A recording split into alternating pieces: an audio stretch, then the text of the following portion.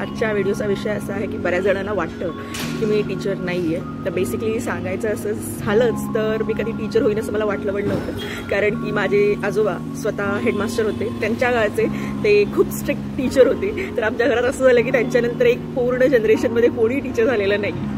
आणि त्याच्यानंतर मग आम्ही सगळे जे भावंड आहोत, काकांची मुलं वगैरे, ह्यांच्यामध्ये सुद्धा आम्ही 4 सिस्टर्स आहोत, कझन्स आहोत. माझ्या 2 बहिणीसुद्धा आणि माझी एक काकांची मुलगी, आम्ही अशा टीचिंग फील्डमध्ये आहोत. तर बेसिकली कधी वाटलं नव्हतं मी टीचर होईन, पण मी नेहमीच म्हणते की ह्या प्रोफेशननी मला चूज केले. I am destined to be teacher or I am destined to be knowledge provider, I will से.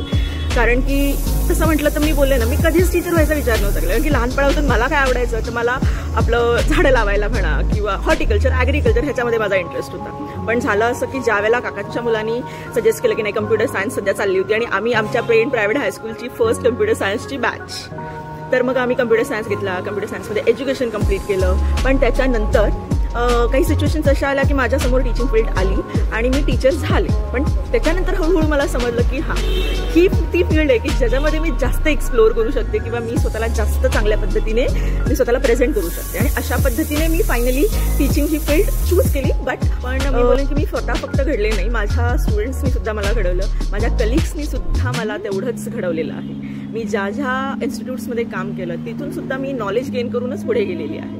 आणि बेसिकली मी म्हणेन की टीचर ही फक्त टीचर नसते, ती सर्वात आधी किंवा कोणताही टीचर जो आहे तो सर्वात आधी एक चांगला स्टुडंट असतो. आणि जर ते चांगले स्टुडंट्स असतील तर ते टीचर बनणं डिफिकल्ट आहे. म्हणजे ते त्यांच्या प्रोफेशनमध्ये जर चांगले नसतील ना, ते त्यांच्या विषयामध्ये चांगले नसतील तर इट्स डिफिकल्ट बेसिकली. आणि असं नाही आहे की जस्ट कुठली ना कुठली तरी क्वालिटी त्यांच्यामध्ये असतेच असते, त्याशिवाय ते टीचिंग फील्डमध्ये येऊ शकत नाही. आणि मी असे नॉर्मल टीचर्ससाठी नाही बोलत आहे, मी बोलतात ना की जे मुलांच्या मनामध्ये घर करून जातात, जे मुलांच्या मनामध्ये घर करून जातात, मी अशा टीचर्सबद्दल बोलते की ज्यांना तुम्ही कधीच विसरू शकत नाही. मला अजूनही माझ्या मुलांचे मेसेजेस येतात, अजूनही त्यांना डाऊट्स क्लिअर करायला मी हवी असते. आणि हीच माझी, मी बोलेन की मी कमवलेली दौलत आहे, काही म्हणा, ते आहे माझ्यासाठी.